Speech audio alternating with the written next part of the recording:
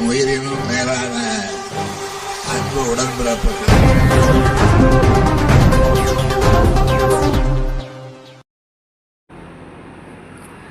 கல்பாக்கம் இந்திரா காந்தி அணு ஆராய்ச்சி மைய இயக்குநருடன் காஞ்சிபுரம் எம்பி செல்வம் சந்திப்பு. கேஜி எனப்படும் கிண்டர் கார்டன் பள்ளி குறித்தும் சுற்றுப்புற இளைஞர்களின் வேலைவாய்ப்பு குறித்தும் பேச்சுவார்த்தை நடத்தினார்.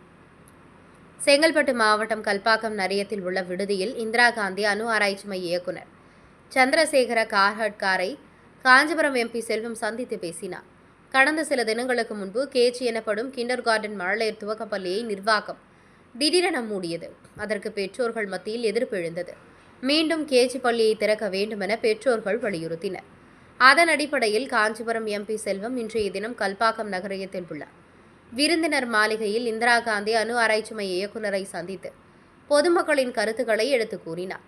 குறிப்பாக கேஜி பள்ளியை திறக்க வேண்டும் என்றும் கிரேட் 4 என சொல்லக்கூடிய மத்திய அரசு பணிகளில் உள்ளூர் இளைஞர்களுக்கு முக்கியத்துவம் அளிக்கும் வகையில் வேலைவாய்ப்பு வழங்க நடவடிக்கை எடுக்க வேண்டும் என்றும் நிலா கமிட்டியை ரத்து செய்ய வலியுறுத்தியும் பேசினார்.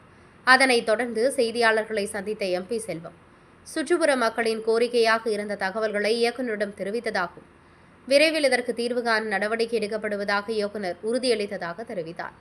இயக்குநரிடம் பேசிய அனைத்து விஷயங்களையும் நாடாளுமன்றத்தில் பேசுவதாக பெற்றோர்கள் மற்றும் பொதுமக்களிடம் உறுதியளித்தார். கூட்டத்தில் திருக்கழுக்குன்றம் ஒன்றிய பெருந்தலைவர் அரசு துணைத் தலைவர் பச்சையப்பன், திருக்கழுக்குன்றம் ஒன்றிய செயலாளர் சரவணன், மாவட்ட கவுன்சிலர் கலாவதி, நாகமுத்து மற்றும் பெற்றோர்கள் உட்பட பலர் உடனிருந்தனர்.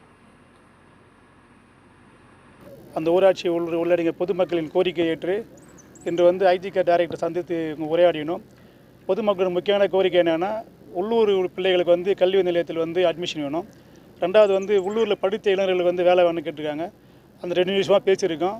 பேசிடும் போது அவங்க ஹெட் ஆஃபீஸில் ஆர்டர் சொல்லியிருக்காங்க. நாங்கள் உள்ளூர் வாசியில் மக்கள் பிரதிநிதிகளை சந்தித்து உள்ளூர் இருக்கின்ற அதை நிரந்தரமாக வசிக்கின்ற மக்களுக்கு அந்த பிள்ளைகளுக்கு 25% இந்த சீட் அலாட் பண்ண சொல்லி கேட்டிருக்கோம். அது ஹெட் ஆஃபீஸில் சொல்லியிருக்காங்க. அது ஒன்று. அதே போல் படித்த இளைஞர்களுக்கு 4th கேட்டகரியில் இருக்கின்ற அந்த ஜாப், இந்த அட்டெண்டர் போஸ்ட்டு மற்ற போஸ்ட்லாம் டைரெக்டாக இங்கேயே அப்பாயின்மெண்ட் பண்ண சொல்லி கேட்டிருக்கோம். அது பண்ணிட்டுருக்காங்க.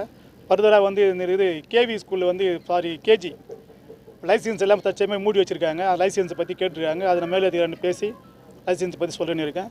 ஃபர்தராக நிலா கமிட்டி, ஏன்னா ஒட்டுமொத்த விவசாயம் பாதிக்கின்ற வகை நிலா கமிட்டி பற்றி பேசியிருக்கேன். அடுத்த மீட்டிங் அதை பற்றி பேசிவிட்டு 2 மாதத்துக்கு ஒரு முறை அந்த கமிட்டியை கூட்டுறா போல் அப்ரோச் பண்ணிகிட்ருக்கோம், பேசிகிட்டு இருக்காங்க.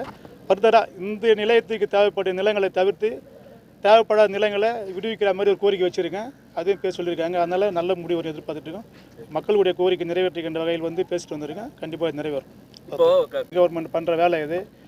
இவங்க மட்டும் ஐஜிக்காரோ இல்லை மேப்ஸை பண்ணுற வேலை இல்லை இது. ஸோ அவங்களும் ட்ரை பண்ணிகிட்டு இருக்காங்க. இப்போ லைசன்ஸ் இஷ்யூனால கேஜி மட்டும் தான் முடியிருக்காங்க, வேறு எந்த ஸ்கூலும் இல்லை. லைசன்ஸ் இஷ்யூ நான் பேசிகிட்டு இருக்கேன் மேலதிகாரிகிட்ட. அவங்க 1 வீக்கில் கன்செப்ட் சொல்லியிருக்காங்க. 40 வருஷத்துக்கு மேலே நல்லா எல்லாமே சூழ்நிலைகள் மாறுது இல்லை.